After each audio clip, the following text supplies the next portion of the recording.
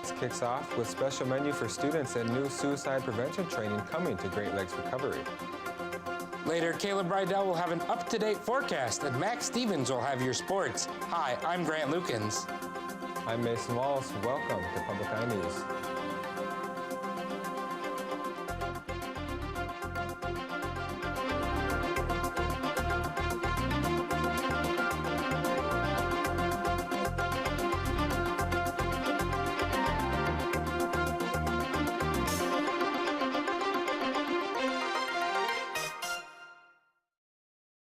Michigan University is bringing back the 90s for Winterfest this year with the theme Things That Used to Be Cool. Students chose to have children comfort foods on their menu for the week, such as corn dogs, curly fries, and SpaghettiOs. NMU has several events lined up for Winterfest, including an air band competition as well as open skating at Lakeview Arena. And the Great Lakes Recovery recently received a grant from the Superior Health Foundation to offer public training on suicide prevention and raising awareness. They are working with Communities That Care groups across the UP to help spread the word in order to end the stigma around suicide and mental health. They also do a community showing of the movie The Ripple Effect, which shows the effects that suicide can have on someone's family and friends. If you would like more information, please visit the Dickinson County Communities That Care Facebook page or call the Great Lakes Recovery. UP Audiology knows how expensive hearing aids can be, with prices ranging from $1,500 to $3,500.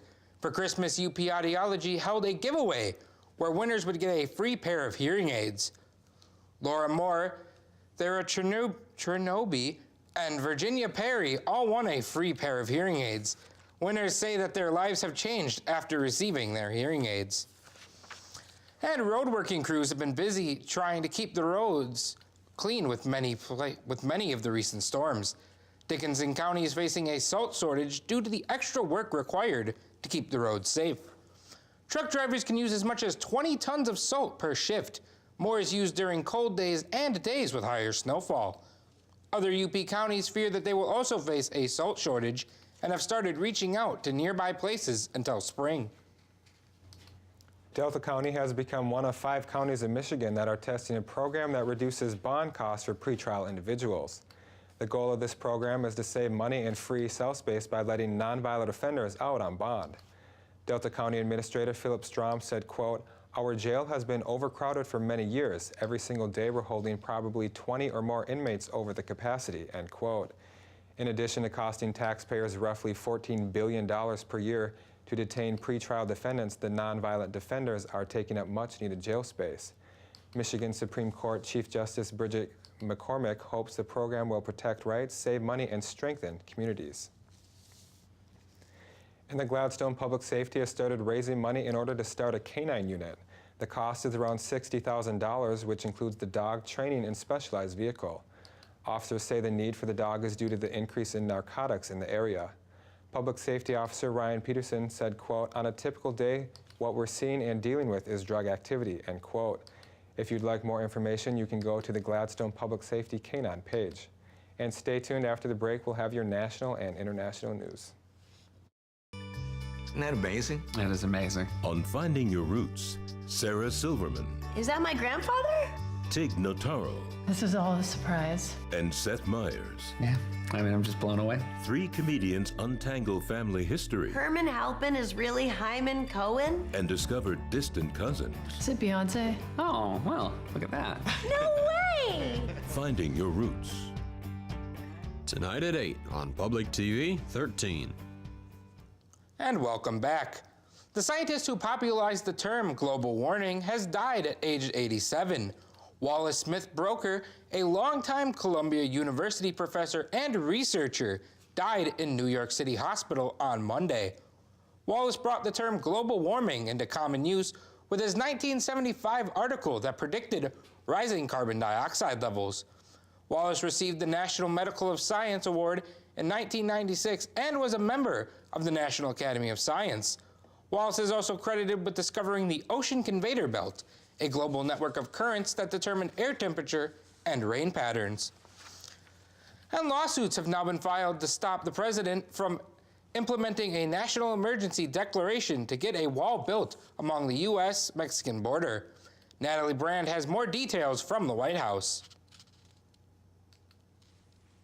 Attorneys general from 16 states filed a lawsuit last night seeking to stop President Trump from implementing his national emergency declaration in order to build a border wall. Any number of people, any number of states will be harmed by what the president is proposing to do. You can't raid $8 billion worth of services in this country and not harm someone. The lawsuit calls the president's decision to declare a national emergency unlawful and unconstitutional, showing, quote, flagrant disregard for the separation of powers. It violates the Appropriations Clause within Article 1 of the Constitution, which grants Congress the power to appropriate taxpayer dollars. President Trump tweeted this morning that he predicted the lawsuits and said they were being led mostly by, quote, open border Democrats and the radical left. And this is what the president had to say last Friday when he announced the emergency declaration. They will sue us in the Ninth Circuit, even though it shouldn't be there. And we will possibly get a bad ruling, and then we'll get another bad ruling, and then we'll end up in the Supreme Court, and hopefully we'll get a fair shake, and we'll win in the Supreme Court. A new poll from NPR finds a majority of Americans surveyed disapprove of the national emergency declaration. The numbers do fall largely along party lines, with independents breaking against the president's decision. Natalie Brand, CBS News, the White House. Sadly, only 2 northern white rhinos exist in the world today, and both are female, but scientists have not given up hope of saving the species. Last year, they were able to create hybrid embryos using frozen white rhino sperm and eggs from a southern white rhino. Now they are trying to implant the embryos into a surrogate mother in order to bring them to term. Once scientists have mastered that, they will be able to implant purebred northern white rhino embryos into southern white rhinos. The implantation process is difficult, and they are hoping to master it within 3 years.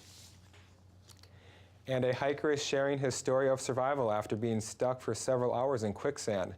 Newly released video shows the daring rescue in Utah's Zion National Park.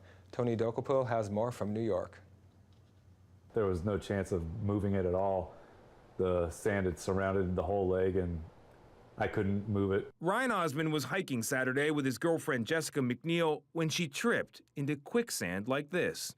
As he helped her out, his own right leg became engulfed up to his hip. The best way to describe it would be to just standing in a huge puddle of concrete that basically just dries instantly. With a storm coming in, McNeil, who was later diagnosed with hypothermia from the cold, hiked 3 hours until she found help. I didn't know if I would for sure make it out. I didn't know if I could do that hike alone. 10 hours later, park rangers reached Osmond, but it took them another 2 hours to get him out of the quicksand. One guy scraping sand away, they were able to free my leg. It was probably one of the worst pains I've ever felt. They were forced to spend the night when a winter storm brought in 4 inches of additional snow. And he's on the move. It wasn't until Sunday that Utah rescuers, facing difficult terrain and stormy weather, rappelled down 100 feet of cable to lift Osmond to safety. That wind's whipping around out there. He was in water, running water, up to like his knees, and so there were some cold injuries, hypothermia, plus injuries from being stuck in the sand. While Osmond says he suffered minor muscle damage, he expects to make a full recovery. I wouldn't go back and change anything or do anything differently. It was just a freak accident that my leg hit this hole of sand. Osmond says he has no plans to hike that particular route again. Now, experienced hikers say common spots to find quicksand are riverbeds. And if your foot does get stuck, it's important not to panic and use slow and controlled movements to try to loosen yourself from the sand. Tony Dokopil, CBS News, New York. And after the break, we'll have your weather and sports. Stay tuned.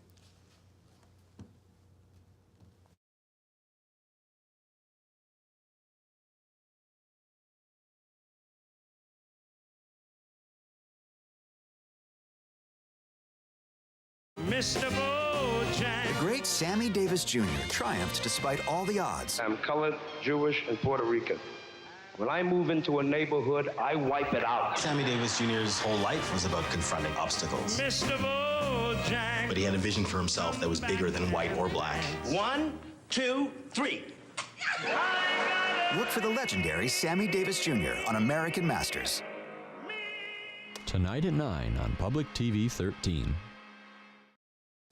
Welcome back. I'm Caleb Rydell, going to be taking you through your weather for today. As you can see behind me on the NMU campus, we got quite a bit of sun out there. Hopefully going to be melting off a little bit of the snow as we have gotten quite a bit in the last couple weeks. Take a look at your current conditions. We're looking at partly cloudy out there with a temperature of 25 degrees, winds out of the west-southwest at 10 miles per hour, and a barometric pressure of 30.52 inches and falling. Taking a look tonight, we're going to see partly cloudy out there with a low of 10 degrees and winds out of the south-southwest at 5 miles per hour. Tomorrow, we're looking at some snow out there with a high of 26 and winds out of the southeast at 13 miles per hour. Taking a look across the UP map, we're going to see a lot in the 20s and a little bit of clouds and a little bit of sun everywhere. So we're going to start up in Sault Ste. Marie with 22 degrees, Manistee with 22, 20 in Escanaba, Menominee with 22. Looking at the western half of the UP, Iron Mountain with 26, 23 in Ironwood. Up in Keweenaw and Houghton with 24, and back here in Marquette, 25 degrees and that partly cloudy. Let's take a look at your week ahead. Now, on Thursday, we're looking at a high of 31 degrees with a low of 17 and partly cloudy out there, with Friday having a high of 34, low of 25 and some partly cloudy. And then Saturday, we're going to have the high of 33, low of 28 and some clouds. Well, it's been falling snow and we're finally getting past that, but I hear it's fallen money in baseball. It's a momentous occasion for the sport, Caleb. Former Baltimore Oriole and LA Dodger third baseman Manny Machado has agreed to the biggest free agent contract in the history of American sports. Earlier today, Machado signed a 10-year, $300 million deal with the San Diego Padres. Machado, 26 years old, is coming off a season in which he posted a career high in OPS, hit 37 home runs, 107 RBIs, and stole 14 bases. San Diego hopes the signing of Machado sparks their offense, as they have missed the playoffs for 12 straight seasons, and last season ranked 28th in runs per game with 3.8. This makes the Padres the team that has spent the most money in free agency over the past 2 seasons at a total of $474 million.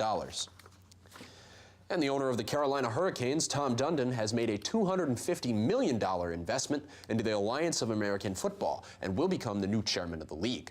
The investment comes at a critical time for the AAF, as The Athletic reported that the league was in danger of not making payroll this Friday. Dundon is the NHL's newest owner, taking over the Hurricanes franchise after purchasing the controlling stake in the franchise in January of last year. Hurricanes general manager Don Waddle issued a statement on behalf of the franchise regarding Dundon's investment, stating that Dundon is still excited about the direction of the Hurricanes franchise and is fully committed to their current and future success. And MLB Commissioner Rob Manfred made a statement from Florida yesterday announcing that the league will be unilaterally starting the use of pitch clocks for spring training games this season. MLB is looking for ways to increase the pace of play. With the pitch clocks being added, pitchers will have 20 seconds to make their delivery to the plate when spring training games begin later this week. Manfred also said in his statement that the intention of the pitch clock is to get players and umpires accustomed to the clock in the event that the MLB makes the rule change for the upcoming season. The MLB tried to introduce a pitch clock after the 2016 and 2017 seasons, but players rebuffed management's proposals both times. This year, the owners can initiate the rule change without the consent of the players and the head of the players' union, Tony Clark, but are reluctant to do so. How about that, Grant? A momentous day in baseball today, news all over, in America's oldest sport by far. Absolutely. I think it'll be interesting to see how those clocks change. Come April, who's your team? I don't know, but that's sadly all the time we have. Tune in tomorrow for some more Public Eye news. Public Eye snooze? You don't know who your favorite baseball team is? The